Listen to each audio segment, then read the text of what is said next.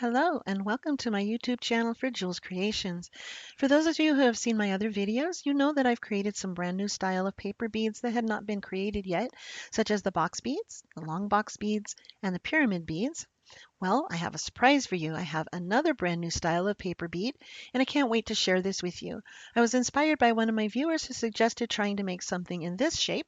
So again, I searched the internet and I could not find anything like it. So after some trial and error and a lot of brainstorming, I was finally able to create paper beads in the shape of hexagons, and I call these hexabeads. They're three-dimensional hexagonal paper beads. As of the making of this video, they're not found anywhere else.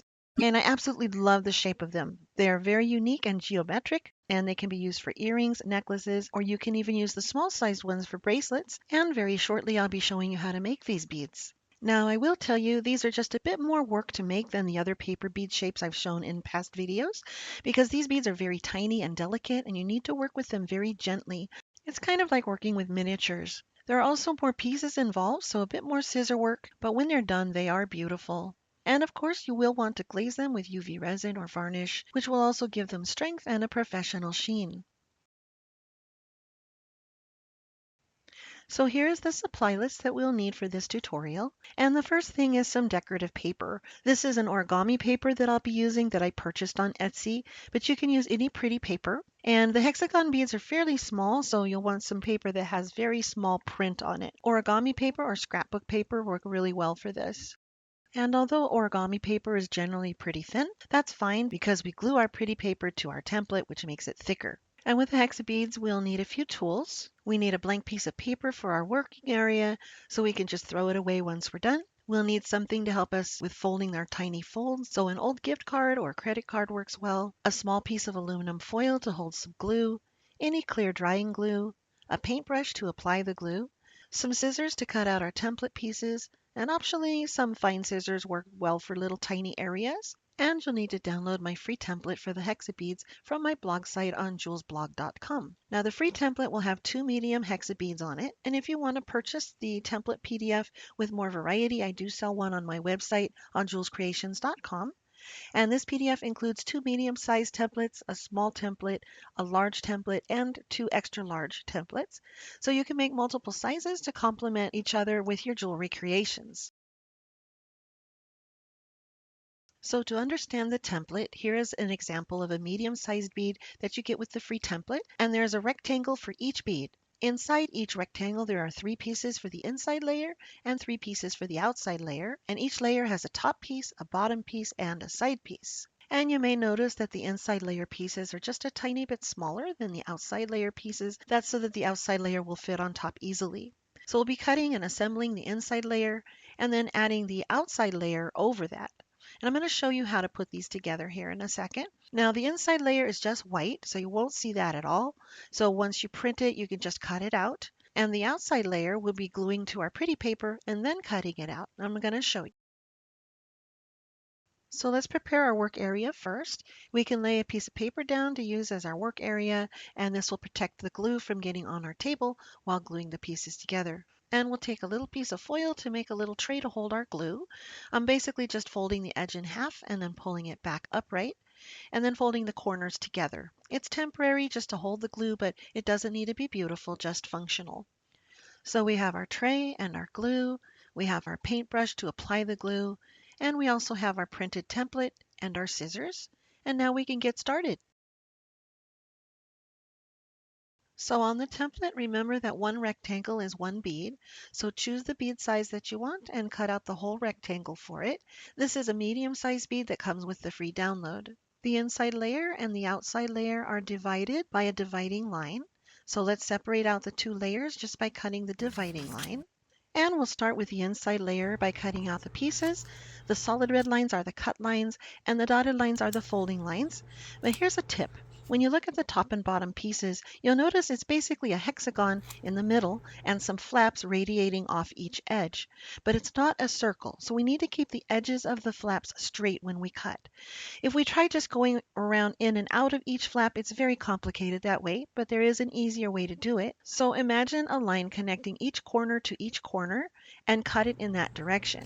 So for example, starting here on this corner, cutting a straight imaginary line to the next corner, and then cutting the edge of the flap, and then a straight imaginary line from corner to corner, and then the straight line on the edge of the flap, and continuing all the way around.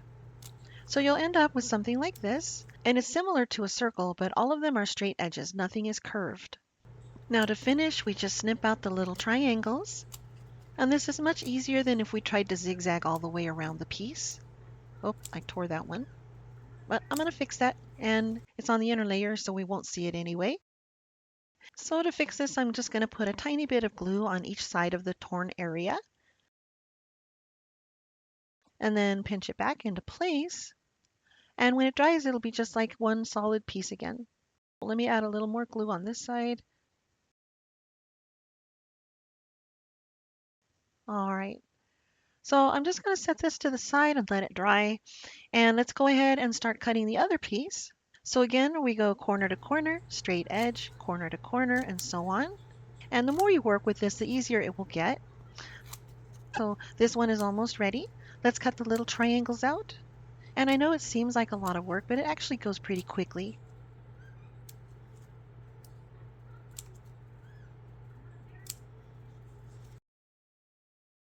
So these 3 pieces for the inside layer are done. Now for the outside layer, we'll be doing basically the same thing, but first we want to glue it to the back of our pretty paper. So let's pour out a little bit of glue, just a little blob. And we don't need the entire rectangle here, just the outlines. So let's cut the extra off. So all we need is this much to just go onto our pretty paper. So let's find an area on the front that we want to use, and we'll glue the template to the back side of that area. All we do is grab some glue with our brush and just paint the back of the template with the glue, the whole thing all the way to the edges so that it will stick well with our pretty paper. Then flip it over and lay it in place and smooth it down so that it lays flat. And we want to double check that it's secure all the way to the edges. So let me just touch up this corner here. All right, and then once it's secured, we can go ahead and start cutting out the shapes again. So let's just cut out the template part first and set aside the rest of the paper. So just like we did the inside layer, we're going to cut out the shapes again, cutting on the red line. So that's one. And I always separate these so I don't accidentally cut the wrong piece. And then again, corner to corner, straight edge, corner to corner, all the way around. Then we cut out our triangles.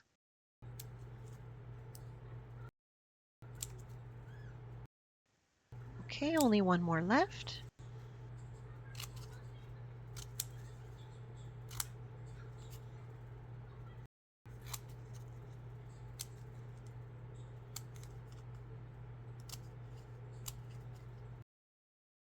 And then here we have all 6 pieces now. And this piece here I glued back together, so now it's just like one solid piece again. And these are our 3 pretty papers that we use for the outside layer, and then our 3 inside layer pieces, which is just plain paper. Now we need to fold these pieces so that they'll lay properly when we assemble them. So let's start with the inside layer, and each piece is labeled. So just grab the top or bottom layer, and let's grab our gift card.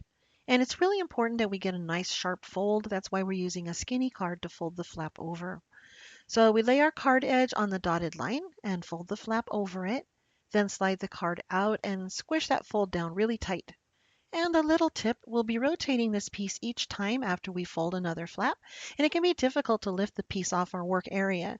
So while one of the flaps is standing up, you can grab the flap to rotate the piece around. It makes it just a little easier to hold.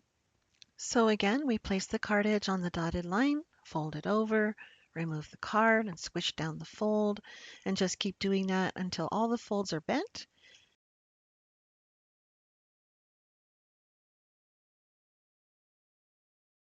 And so now this one is done, and let's do the next one.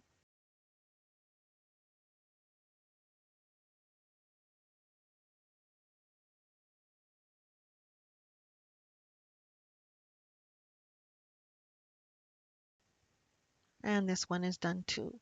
So for the side pieces, we'll be folding it too, but just a little bit differently. So we're going to start at the top, fold and pinch it down, and then the next one, fold and pinch, and the next one all the way down.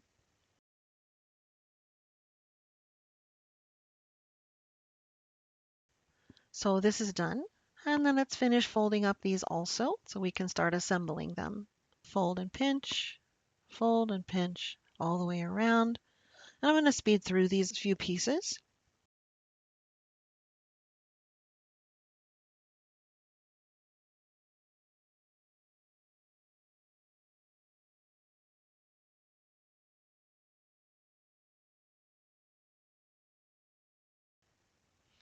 All right, and now comes the fun part. We get to put it together and make it look pretty. So we're going to take this side piece and curl it around. So each little folded area is a segment. There's an extra segment on the piece so that we can overlap the segments to glue them together, and this will form our hexagon shape. So let's take the last segment and apply some glue, and then overlap it to the other end of the panel, the last segment, lining it up so that they're lined and flat. And there you'll have a nice hexagon shape to start with. So let's finish our inside layer and then we'll do the outside layer, which is done just a little bit differently. So looking at the hexagon shape, you'll see 6 sides. And on the bottom piece, you'll also see 6 sides.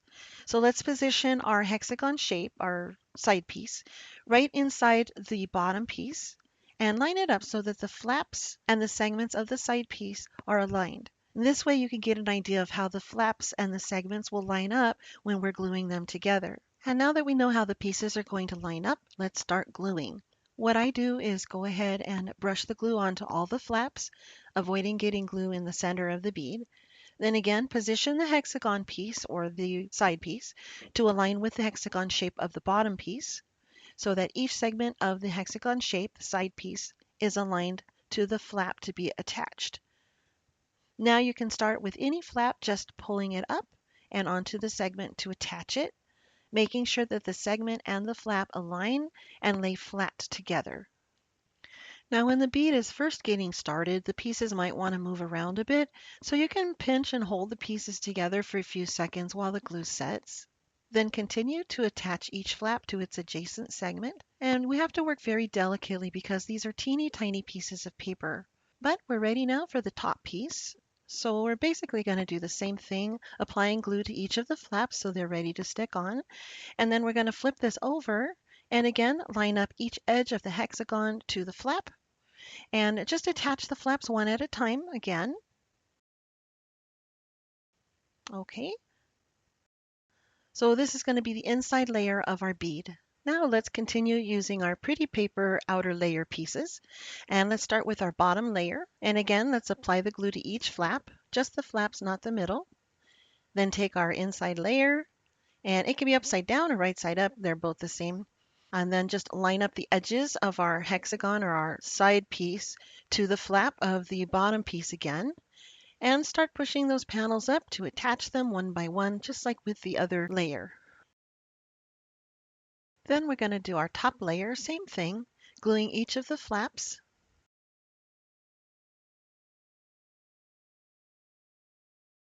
Then lining up our hexagon edges with each flap again, sliding the flaps up to attach them. And now looking at the side of the bead, because there are all these little flaps on each segment and none of them line up, it's just kind of messy. So to finish off the bead, we're going to add our last side piece, and that's going to wrap all the way around the bead. So they're already folded and ready to curve around. So we just add some glue, just gluing the whole thing, and get it started on one panel. And you can see where it bends to lay over the top of the next panel. And it should bend right around into place all the way around. Also, be sure that the edges of the last piece are aligned to the top and bottom edges as well. Also, you'll want to make sure that it's really snug so that there's no air pockets inside. And there may be a tiny bit of extra on the end, and we can just snip that off. And the tiny scissors are really good for that. So this one is done and we'll let it dry now. But for the first few minutes, we'll want to just keep pressing the sides down and make sure that it's a good tight connection before it dries. And just so you can see the difference in the sizes, I made all the sizes available. So here are the small sized hexabeads, and these are the medium size, which we just made. This is the large size and the extra large size. And just a note, when you're cutting the template pieces out, the width of the bead may vary depending on how you cut them. For example, whether you cut on the line or just inside the line or just outside the line, it will actually change the size of the bead. It may be thicker or thinner or wider or narrower. So here you can see these two pieces were very close in size, but one is just a bit thicker than the other. It's very slight, but as a rule of thumb, if you make it a habit to always cut right on the line, that's going to make them the same exact every time. And I took the leftover paper and made some tiny roll-up beads. And I'm just going to show you in a minute what I made out of these, just to give you some ideas. So you'll want your hexa beads to be able to attach to other parts of your jewelry creation. So here are some different ways that you can do that. One way is that you can apply a screw-in eyelet by drilling a small hole with a manual jewelry drill or Dremel or a small electric jewelry drill, and then screw the eyelet into the hole, and the eyelet can be used to connect the bead to other jewelry components. Number two, you can also apply multiple screw-in eyelets to hang them at different angles on a chain. Number three, you can apply a screw-in eyelet to the surface of the bead and stack different sizes to make tiered earrings. Number four, you can drill on opposite sides of a small hole and then run a wire through it to create your own loops. Number five, you can drill on opposite sides a hole large enough to add a grommet and run a piece of chain through it or nylon cording. Number six, you can drill on opposite sides a hole large enough to incorporate into a macrame creation. Now you will want to glaze your beads with UV resin or varnish to make them strong and water resistant and give a professional finish to them. But it will be much easier to add the holes, screw-in eyelets, or grommets before glazing them. I prefer to use UV resin, but you can also use varnish. And if you're interested, I do cover glazing techniques in my video, Upgrade Your Paper Bead Creations, and there will be a link to that down below. And just a note, because the edges are sharp, if you do use UV resin, I recommend using a paintbrush to apply the resin, going very lightly on the edges to keep those edges sharp and pretty. And this is a necklace that I made with these hexa beads, and I used one large and two medium hexa beads along with four small roll-up beads from the leftover paper. The beads are glazed with UV resin and assembled with pieces of chain between them, giving them a more visual appeal. And also notice the placement of the screw-in eyelets on the main bead. One is on the left side and one is on the right side, so that when the chain is connected, it forms a V shape. The V shape on the necklace and the hexagon shape of the beads are both geometric, so they complement each other really well, and the variation of sizes is more visually aesthetic. And here are some more hexabead ideas. You can use different papers such as origami, scrapbook paper, magazine pages, etc. You can use different colored papers and glue on nail charms and then glaze them. You can connect the beads to other jewelry components to make earrings, necklaces, or bracelets. You can use various sizes of hexa beads and then attach them or link them together. You can add some metallic powder to your glazing. You can add some fine glitter to your glazing. You can add touches of metallic marker or colored marker before glazing. And you can use a string of hexa beads in a necklace and write letters on them for a message or whatever else you can imagine.